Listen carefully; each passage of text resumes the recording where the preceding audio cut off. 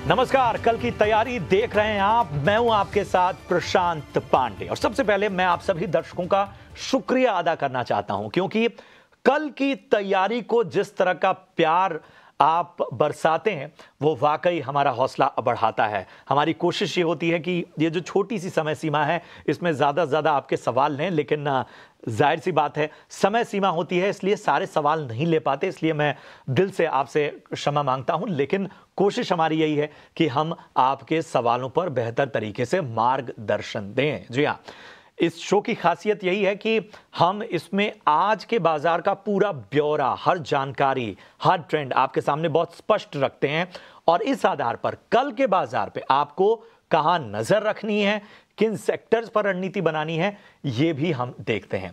इसके साथ ही आपको तरीके बता दूं कि आप अपना सवाल हम तक कैसे पहुंचा सकते हैं। तरीका बेहद आसान। सोशल मीडिया पर अगर आप एक्टिव हैं, ट्विटर, फेसबुक, इन सभी प्लेटफॉर्म्स पर हैं तो #KKT स्पेस अपना सवाल, और याद रखिए जब भी अपना सवाल हम तक पहुंचाइए तो पहले अपना और अपने शहर का नाम लिखिए, उसके बाद किस स्टॉक पे आपका सवाल है वो लिखिए, कितनी क्वांटिटी में आपने शेयर लिया हुआ है वो बताइए, और लास्ट में नजरिया बताइए, शॉर्ट टर्म या लॉन्ग टर्म। ये बहुत आवश्यक है, हमारे एक्सपर्ट इससे मदद कर पाते हैं बेहतर तरीके से आपको रणनीति बताने में। YouTube पर तो भर भर के कमेंट्स आपके आते हैं और YouTube पर आप इसी तरीके से, इसी फॉर्मेट में सवाल पूछ सकते हैं। हम उन सवालों को शुरुआत में ही शामिल करते हैं, लेकिन आज जो आप सवाल पूछेंगे वो कल के शो में हम शामिल करेंगे, यानी कल जो पूछे गए सवाल हैं वो आज की चर्चा में शामिल होंगे। तो ये बस बेसिक फर्क है बाकी लाइव शोज के अलग। चलिए अब चर्चा में मैं अपने साथ दो बेहद खास मेहमानों को शामिल करता हूं। हमारे साथ लक्ष्मी श्री इन्वेस्टमेंट से अंशुल जैन साहब जुड़ चुके हैं। अंशुल जी, बहुत बहुत स्वागत है आपका। और हमारे साथ हैं Adlytech.in से आदित्य अरोड़ा साहब। आदित्य, आपका भी बहुत बहुत स्वागत। अंशुल जी, बाजार अपने जो अहम रेजिस्टेंस हैं उन पर बार बार चोट करता रहा है पिछले कुछ वक्त से। ये जो रैली भी नजर आई, जहां से मजबूती भी बाजार में नजर आई, वहां से मुनाफा वसूली तो लाजमी थी, लेकिन अभी भी क्या लगता है क्या वो चीज है जो बाजार को होल्ड किए हुए है, जिसकी वजह से कल के बाजार में बेहतर रणनीति बनाई जा सकती है? चाहे निचले स्तरों पर निगाह रखनी हो, चाहे ऊपरी स्तरों पर लेवल्स का ध्यान रखना हो, क्या रणनीति आपकी तरफ से होगी? देखिए प्रशांत जी, मार्केट की क्लोजिंग काफी अच्छी हुई है और यहाँ से हमको अभी भी तेजी लग रही है। बैंक निफ्टी 51,500 के ऊपर आगे क्लोज हो जाती तो मैं थोड़ा सा ज्यादा कंफर्टेबल रहता कि क्वार्टरली वीवैप के ऊपर कल ब्रेकआउट था और आज सस्टेन हो गया, लेकिन नहीं हुआ। कोई बहुत ज्यादा दिक्कत नहीं है। कल के सेशन में अगर हम 51,500 के ऊपर सस्टेन करने लगते हैं तो अगेन बैंक निफ्टी लीड लेना स्टार्ट करेगी। 53,000 तक का ऑल टाइम हाई का टारगेट डेवलप होना स्टार्ट हो जाएगा। यहाँ से मेजर सपोर्ट जो है 51,000 51,100 की रेंज है। जब तक उसके ऊपर है कंफर्टेबली बुलिश पोजीशंस बना के चलना चाहिए। 51,500 के ऊपर बैंक निफ्टी लीडर की पोजीशन में आएगी और निफ्टी को भी लीड करना स्टार्ट करेगी। तो कंफर्टेबल पोजीशन में है। निफ्टी भी ओपन लो के साथ सपोर्ट पे चालू हुआ था, डे हाई पे क्लोज किया, हालांकि पूरी रिकवरी नहीं हुई है। प्रोबेबली 1 से 2 सेशन में हम पूरी रिकवरी ले लेंगे और जैसे हम प्रीवियस मंथ हाई 25,265 के ऊपर सस्टेन करना स्टार्ट करेंगे, निफ्टी में भी अच्छी तेजी डेवलप होगी। 25,500 तक के टारगेट्स हमें समझ में आ रहे हैं कि यहाँ से 25,500 तक निफ्टी अपसाइड दे सकती है।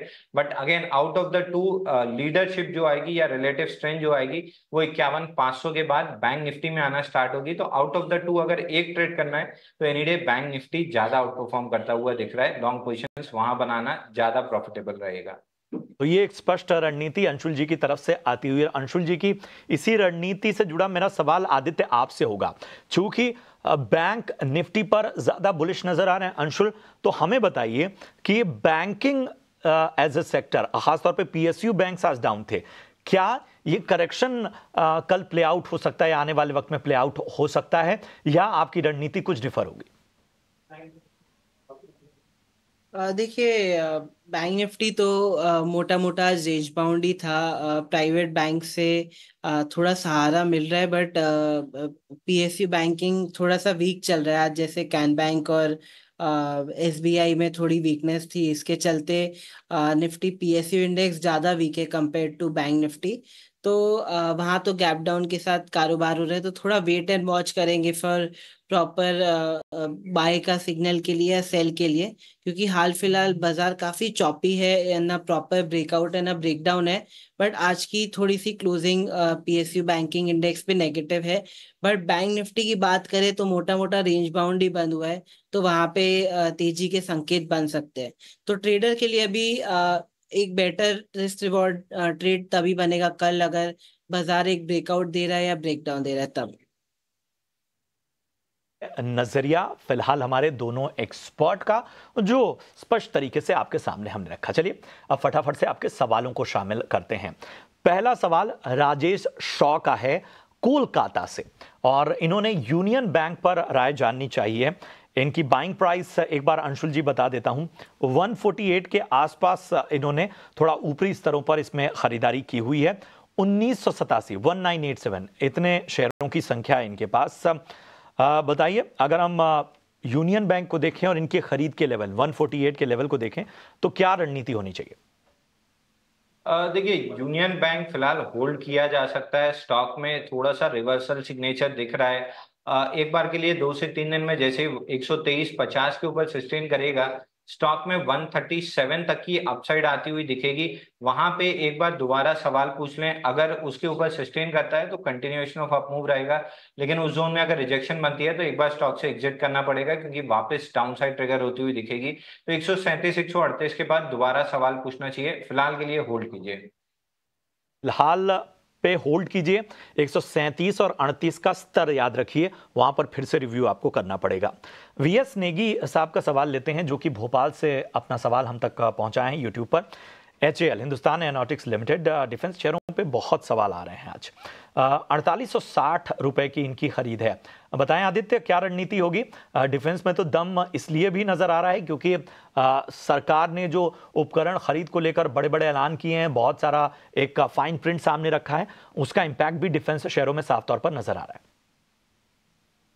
बिल्कुल। देखिए, सबसे पहले मैं डिस्क्लेमर के साथ चालू करना चाहूंगा कि ऊपरी स्तर से हम लोग ने अपने क्लाइंट्स को कितनी बार defence stocks HAL short candidate की तरह बताया है। और अभी भी हमको लगता है कि इसमें लंबी चौड़ी अभी स्ट्रक्चर जो है तेजी का अभी नहीं बना है। वैल्यूएशंस काफी स्ट्रेच्ड है। कोचिन शिपयार्ड की भी बातें होती है, मैजगॉन डाउ की भी बातें होती हैं और एचएएल की भी होती है बातें। बट ओवरऑल पूरे सेक्टर का जो वैल्यूएशन है बहुत स्ट्रेच्ड है, और तेजी के बहुत ज्यादा संकेत नहीं दिखते। एक बाउंस बैक स्टॉक में शायद आ सकता है, बट जो आउट परफॉर्मेंस का स्कोप है यहाँ से थोड़ा सा टेक्निकली लिमिटेड लगता है। तो मेरे हिसाब से ऊपर के लेवल पे मुनाफा वसूली कर सकते हैं, और थोड़ा अगर स्टॉक नीचे जाए तो एक बार ट्रेलिंग स्टॉप लॉस कंसिडर करना चाहिए, क्योंकि हमारा नजरिया बहुत पॉजिटिव नहीं है डिफेंस पे। ठीक है, तो ये है रणनीति। रेल विकास निगम पे अंशुल जी, हमारे अगले जो दर्शक हैं उनका सवाल है। दयानंद ठाकुर इनका नाम है, 50 शेयर इनके पास हैं और इन्होंने 557 के भाव पे लिया हुआ है, फिलहाल फायदे में हैं। अगर हम आरवीएनएल को देखें तो पिछले 5 दिनों की जो एक कह सकते हैं ठीक ठाक जो एक मोमेंटम था, उसको आज कहीं ना कहीं एक तरह से गंवाते हुए आज 1.25% की गिरावट यहाँ पर देखने को मिली है। 557 इनका भाव है, रणनीति क्या होनी चाहिए? आरवीएनएल में एक बेहतरीन कैंडल पैटर्न बन रहा है। डेली चार्ट पे छोटा पैटर्न है, 621 के ऊपर ब्रेकआउट बनता है। 621 निकलने के बाद स्टॉक में 645, 675 और 695 ये 3 टारगेट बनेंगे। थोड़ा सा लेट स्टेज ब्रेकआउट है तो कॉशियसली प्ले करना चाहिए। फिलहाल के लिए इनको 648 का क्लोजिंग बेसिस पे स्टॉप लॉस लगा के स्टॉक होल्ड करना चाहिए। अगर 621 निकलता है शॉर्ट टर्म में तो फिर 695 तक के फाइनल टारगेट देखने के लिए मिलेंगे। लगे हाथ एक और दर्शक का भी जवाब दे दीजिए अंशुल जी, इन्होंने भी रेलवे पे ही फोकस किया है। इरकॉन पे राय जानना चाहते हैं। थोड़ा 10 रुपया ऊपर फिलहाल के भाव से इन्होंने खरीदारी की हुई है, 268 रुपए की इनकी खरीदारी है। बताएं इरकॉन पे क्या व्यू बन रहा है? देखिए इरकॉन में एक ब्रेकडाउन था 260 ऑड लेवल्स पे। आज स्टॉक ने उसको पुल बैक में टेस्ट किया है। लो डिग्री चार्ट्स पे रिजेक्शन कैंडल की फॉर्मेशन है, तो मैं यहाँ से बेरिश हूँ इरकॉन पे। डाउन साइड में मुझे लगता है 218 रुपए तक के टारगेट आएंगे, तो आपको यहाँ से एग्जिट करने की सलाह रहेगी। इमीडिएटली एग्जिट कर लेंगे तो ज्यादा बेहतर है। नीचे में 218 रुपए आता हुआ दिख रहा है। ठीक है, तो ये है आपको रणनीति इरकॉन पे आती हुई अंशुल जी की तरफ से। हमारे अगले दर्शक का सवाल मॉइल पे है, और इनका जरा मैं एक बार बाइंग प्राइस बता देता हूं। इन्होंने 513 रुपए के आसपास खरीदारी की हुई है, नुकसान में है आज। अगर हम मेटल पूरे काउंटर को देखें तो एक तरह से दबाव साफ तौर पर नजर आया है। मॉइल को पिछले एक महीने से हम देख रहे हैं कि लगातार एक प्रेशर बना हुआ है मॉइल लिमिटेड पे। आज जो है वो एक तरह से हल्की रिकवरी की कोशिश तो हुई है, लेकिन क्या ये आगे बेहतर हो सकती है? आदित्य बताएं, मॉइल पे क्या नजरिया बन रहा है आपका? देखिए मॉइल का अगर टेक्निकली बात करें तो 370 लेवल पे एक रिस्क रिवॉर्ड अच्छा बनेगा। वहां पे एक सपोर्ट बन के आ रहा है स्टॉक का, और स्टॉक इतने दिन से गिर रहा है। कल हमने कॉपर में भी गिरावट देखी, 3% कॉपर में गिरावट थी। और crude oil, silver, gold, commodities में अच्छी खासी गिरावट थी, बेस मेटल और प्रेशियस मेटल। तो मेटल सेक्टर में अभी थोड़ी वीकनेस चल रही है। तो मीडियम टर्म में आउटलुक तो काफी बेहतरीन नहीं लग रहे। एक महीने, एक डेढ़ महीने में तो खास आउटलुक नहीं लगता है। तो आप ऊपर ऊपर के लेवल पे अगर स्टॉक आता है तो एग्जिट करने का सोचे। और स्टॉक में टेक्निकली कोई अभी स्ट्रेंथ नहीं है, तो या तो नीचे आता है 365 370, वहां पे थोड़ा सा आप एवरेजिंग कर सकते हैं 5% के स्टॉप लॉस से, और ऊपर की तेजी खेल सकते हैं। बट ओवरऑल एक बाउंस बैक का ही व्यू रहेगा इसमें, लॉन्ग टर्म तेजी अभी हाल फिलहाल नहीं दिखती। तो ये है खास रणनीति आपको मिलती हुई। जोमेटो पे हमारे एक दर्शक हैं रजा खान, पश्चिम बंगाल से। इन्होंने सवाल हम तक पहुंचा है। ऊपरी स्तरों की इनकी बाइंग है, 256 पे इन्होंने खरीदा हुआ है, 1690 शेयर हैं। नुकसान यहां पर इनको होता हुआ। बताएं अंशुल जी, जोमेटो पे क्या राय बन रही है? 256 की बाइंग है, आज 2% गिरा हुआ है। देखिए प्रशांत जी, जोमेटो शॉर्ट टर्म में टॉपिंग आउट पैटर्न बना रहा है। वहां से पुल बैक थोड़ी सी डीप आती हुई दिख रही है। स्टॉक अगर रैली करता है 251 तक तो भी एग्जिट करना चाहिए, या 238 के नीचे क्लोजिंग करता है तो भी एग्जिट करना चाहिए। दोनों केस में पहला टारगेट नीचे में 218 दिख रहा है, तो पुल बैक पहले मिल जाता है तो भी एग्जिट की सलाह रहेगी। अगर पुल बैक लेने के पहले ये 238 के नीचे ब्रेकडाउन देता है तो भी एग्जिट कर लेना चाहिए। 218 आता हुआ दिख रहा है। तो ये है आपको जोमेटो पे राय। बासु का सवाल लेते हैं, और इनका सवाल कोल इंडिया पे। आज पीएसयू, डिफेंस और तमाम जो हैं इस तरह के काउंटर्स पे बहुत सारे सवाल आ रहे हैं। कोल इंडिया पे इनकी खरीदारी 540 के भाव पे है, नुकसान यहाँ पर इनको होता हुआ। आदित्य, कोल इंडिया बताइए, सरकारी स्टॉक्स तो हम बजट के बाद से ही प्रेशर में देख रहे हैं। बिल्कुल, देखिए आपने बिल्कुल करेक्टली सम अप कर दिया कि पीएसयू काउंटर्स में सेलिंग जारी है, और डिस्ट्रीब्यूशन दिख रहा है। जितने भी पैटर्न्स आप देखें पीएसयू काउंटर्स के, वहाँ पे डिस्ट्रीब्यूशन दिख रहा है, और टेक्निकली काफ़ी ओवर स्ट्रेच है। तो मैं एग्जिट की सलाह देना चाहूँगा। अगर स्टॉक में थोड़ा सा उछाल है तो आप एग्जिट कंसिडर कर सकते हैं। ठीक है, तो ये है राय आपको आपके स्टॉक पे। चलिए अगले दर्शक का सवाल लेते हैं, और ये इन्होंने जो स्टॉक हम तक पहुंचाया है वो है एस्ट्रल। जी हाँ, एस्ट्रल का पे 1557 की इनकी खरीद है, फायदे में इस वक्त नजर आते हुए अच्छे लेवल पे एंट्री की हुई है। 102 शेयर इनके पास है। माता दीन जयपुर का सवाल, अंशुल क्या करना चाहिए एस्ट्रल में? 1557 पे एंट्री की है, अच्छे लेवल पे इन्होंने एंट्री की हुई है। देखिए 7 हफ्ते की कंटिन्यूअस डाउन मूव के बाद 2 हफ्ते से इनसाइड बार बना रहा है, और एक डेली चार्ट पे हायर लो बना है, तो हाई लाइकली है कि ये स्टॉक एक बार थोड़ा सा डीपर पुल बैक देगा 2030 2040 ऑड लेवल्स तक। तो इसमें एक बार के लिए बाउंस बैक के लिए फ्रेश बाइंग कर सकते हैं। 1947 के ऊपर आपके पास रखा है तो होल्ड कर सकते हैं।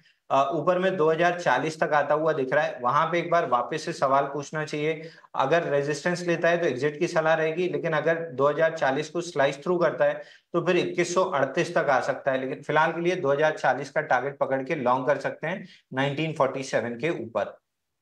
2040 ये अहम लेवल याद रखिए और यहाँ पर आपको निगाह रखनी है। अगर इसके ऊपर आता है तब तो और रिव्यू करेंगे, लेकिन अगर यहाँ से करेक्शन दिखता है तो आपको एग्जिट की सलाह मिलती हुई। चलिए बढ़ते हैं आगे और इतने ही सवालों को हम शामिल कर पाएंगे, इसलिए माफ़ी चाहता हूँ जिन दर्शकों के सवाल हम आज नहीं ले पाए। अब हमारा खास सेगमेंट आपके लिए लेकर आते हैं वीआईपी शेयर्स का।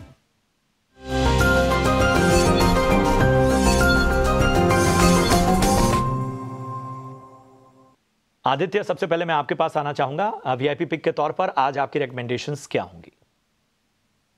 देखिए, बाजार का जो पैटर्न है थोड़ा सा डिस्ट्रीब्यूशन वाला दिख रहा है। थोड़ा बहुत कोई पॉकेट्स में काफी अच्छा आउट परफॉर्मेंस है, कोई पॉकेट्स में डिस्ट्रीब्यूशन है।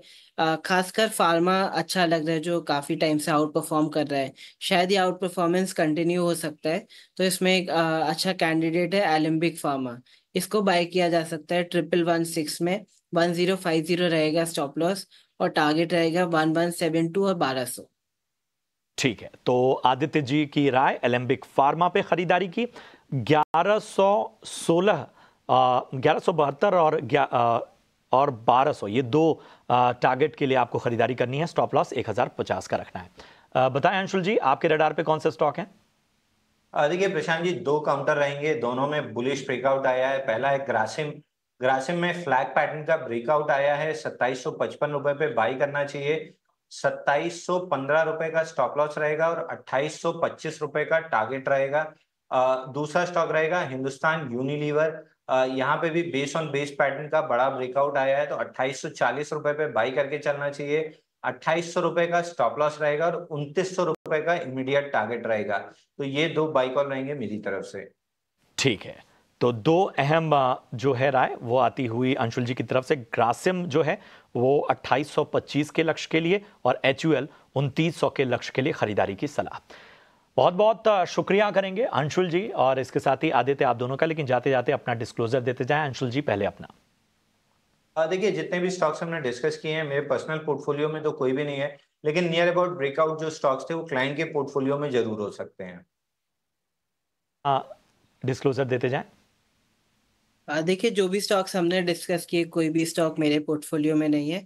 क्लाइंट्स को हम कई बार स्टॉक्स बाय सेल रेकमेंड कर सकते, तो नियर फ्यूचर में करे जा सकते, अभी किए नहीं है। शुक्रिया आप दोनों का एक बार फिर से हमारे निवेशकों का मार्गदर्शन करने के लिए और बाजार पर बेहतर रणनीति के लिए। बढ़ते आगे और अब कल आखिर किन इवेंट्स पर नजर रखनी चाहिए ये बता रहे हैं मेरे सहयोगी वरुण जी। वरुण बताएं। देखिए, कल आपकी नज़र सबसे पहले तो एक्सपायरी पे रहनी चाहिए, मंथली नहीं, वीकली एक्सपायरी। निफ्टी की कल वीकली एक्सपायरी है, तो इस लिहाज से आप निफ्टी पे रखिएगा नज़र। कंपनी स्पेसिफिक बात करें तो सबसे पहले तो दिग्गज रिलायंस इंडस्ट्रीज़ पे आप नज़र रखिएगा, क्योंकि AGM के दिन जो इन्होंने 1:1 के बोनस का ऐलान किया था, कल यहाँ पे बोर्ड की बैठक है इसकी मंजूरी के लिए, तो ये एक इम्पॉर्टेंट इवेंट है जहाँ पे आपकी नज़र होनी चाहिए। इसके अलावा रेमंड लाइफस्टाइल, रेमंड से आपको याद होगा रियल एस्टेट और लाइफस्टाइल का कारोबार अलग हुआ और उसमें से रेमंड लाइफस्टाइल जो है उसकी लिस्टिंग कल होने वाली है, तो ये भी एक इम्पॉर्टेंट लिस्टिंग है जिस पे आपको रखनी है नज़र। वही राष्ट्र केमिकल एंड फर्टिलाइज़र यानी कि RCF बोर्ड की यहाँ बैठक है जहाँ पे फंड रेजिंग पे विचार करने वाले हैं। तो स्टॉक्स पर अगर देखेंगे तो 3 स्टॉक्स पे आपकी खास नज़र होनी चाहिए। एक तो रिलायंस इंडस्ट्रीज़, रेमंड लाइफस्टाइल और RCF, यानी कि तीनों R से शुरू होने वाली कंपनियाँ जो है उन पे आप खास नज़र रखिएगा। अब बात करते हैं ग्लोबल मार्केट्स की, तो ग्लोबल मार्केट्स में US पे आप नज़र रखिएगा। इनिशियल जॉबलेस क्लेम के नंबर्स आने वाले हैं, तो ये एक इंपॉर्टेंट चीज़ है। यूरोजोन में रिटेल सेल्स का आंकड़ा आएगा। चाइना में अगर आप देखेंगे तो PMI का आंकड़ा निकल के आएगा। तो इन 3 ग्लोबल इवेंट्स पे आपको नज़र रखनी है। साथ ही साथ कल टीचर्स डे है, तो ये भी आप याद रखिएगा और अपने टीचर्स को विश करना मत भूलिएगा कल। तो काफ़ी सारे इवेंट्स हैं जहाँ पे कल आपको रखनी है नज़र। शुक्रिया करेंगे वरुण आपका इन अहम ट्रिगर्स को बताने के लिए। बहरहाल इसी के साथ कल की तैयारी में इतना ही, दीजिए इजाजत, लेकिन आप देखते रहिए ET Now स्वदेश। नमस्कार।